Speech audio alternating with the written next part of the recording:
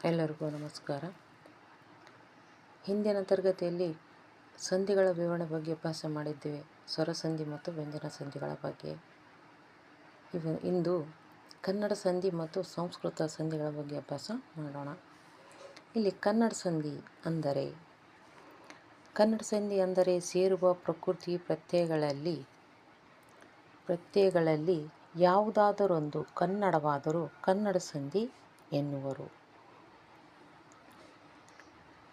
ಈ ಕನ್ನಡ ಸಂಧಿಗಳಲ್ಲಿ ಮೊದಲನೇದಾಗಿ ಲೋಪಸಂಧಿ ಎಂದರೇನು?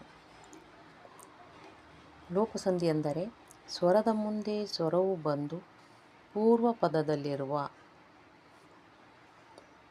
ಸ್ವರದ ಅರ್ಥ ಕೆಡದಂತೆ ಲೋಪವಾಗುವುದಕ್ಕೆ ಲೋಪಸಂಧಿ ಎನ್ನುತ್ತಾರೆ. ಇಲ್ಲಿ ಲೋಪ ಎಂದರೆ ಒಂದು ಅಕ್ಷರ ಬಿಟ್ಟು ಹೋಗುವುದಕ್ಕೆ ಲೋಪ ಎನ್ನುವುದು ಕರೆಯುತ್ತಾರೆ. ಉದಾಹರಣೆ, ಕೂಡು ಪ್ಲಸ್ ಈಸು ಏನಾಗುತ್ತೆ? ಕೂಡಿಸು. ಇದು ಏನು ಲೋಪವಾಗಿದೆ ಅಂದರೆ ಕೂಡು ಉ ಮತ್ತು ಇಲ್ಲಿ ಉ ಲೋಪವಾಗುತ್ತದೆ. ಆದ್ದರಿಂದ ಇದು ಲೋಪಸಂಧಿ ಎನ್ನುವರು. ಇಲ್ಲಿ ಬಿಡಿಸಿ ಬರೆದಾಗ ಕ ಪ್ಲಸ್ ಉ ಪ್ಲಸ್ ಡ ಪ್ಲಸ್ ಉ ಪ್ಲಸ್ ಇ ಪ್ಲಸ್ ಸ ಪ್ಲಸ್ ಉ ಏನಾಗುತ್ತೆ? ಕೂಡಿಸು. ಪೂರ್ವ ಪದದ ಉ ಸ್ವರದ ಮುಂದೆ ಉತ್ತರ ಪದದಲ್ಲಿನ ಈ ಸ್ವರವು ಪರವಾಗಿದ್ದು ಸಂಧಿ ಕಾರ್ಯ ನಡೆಯುವಾಗ ಪೂರ್ವ ಪದದಲ್ಲಿನ ಉ ಸ್ವರವು ಲೋಪವಾಗಿದೆ. ಆದ್ದರಿಂದ ಇದನ್ನು ಲೋಪಸಂಧಿ ಎಂದು ಕರೆಯುತ್ತಾರೆ. ಉದಾಹರಣೆ, ನೀವು ಪ್ಲಸ್ ಎಲ್ಲ ನೀವೆಲ್ಲ. ಇಲ್ಲಿ ಏನಾಗಿದೆ? ಉ ಲೋಪವಾಗಿದೆ. ಅವರು ಪ್ಲಸ್ ಇಲ್ಲ ಅವರಿಲ್ಲ. ಇಲ್ಲಿ ಕೂಡ ಸಹ ಲೋಪವಾಗಿದೆ ಉ. ಮಾತು ಪ್ಲಸ್ ಇಲ್ಲ ಮಾತೆಲ್ಲ. ನನಗೆ ಪ್ಲಸ್ ಎಲ್ಲಿ ನನಗೆಲ್ಲ.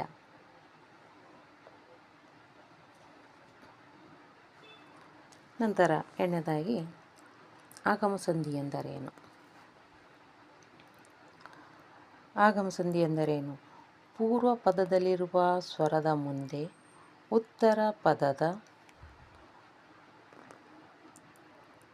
ಪದದಲ್ಲಿರುವ ಸ್ವರವು ಪರವಾದಾಗ ಲೋಪಸಂಧಿಯನ್ನು ಮಾಡಿದರೆ, ಅರ್ಥ ಕೆಡುವಂತಿದ್ದರೆ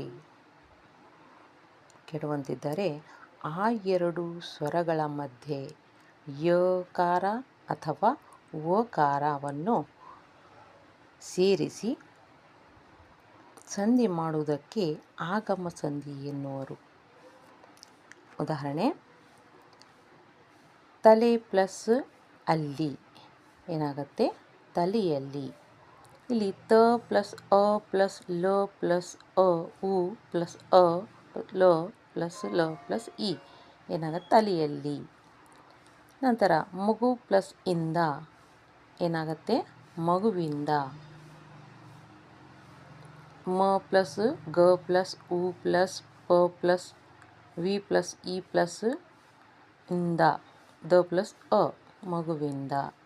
ಹೀಗೆ ಇದು ಉದಾಹರಣೆ. ಇಲ್ಲಿ ಯಕಾರಾಗಮ ಸಂಧಿಗೆ ಉದಾಹರಣೆ ಅ ಇ ಉ ಎ ಐಗಳು ಪೂರ್ವ ಪದದ ಕೊನೆಯಲ್ಲಿದ್ದು ಉತ್ತರ ಪದದ ಮೊದಲನೇ ಅಕ್ಷರವು ಯಾವುದೇ ಸ್ವರವಾಗಿದ್ದರೂ ಯಕಾರಾಗಮ ಸಂಧಿ ಮಾಡಬಹುದು. ಇಲ್ಲಿ ನೋಡಿ ಉದಾಹರಣೆ, ಅಸ್ವರಕ್ಕೆ ಉದಾಹರಣೆ.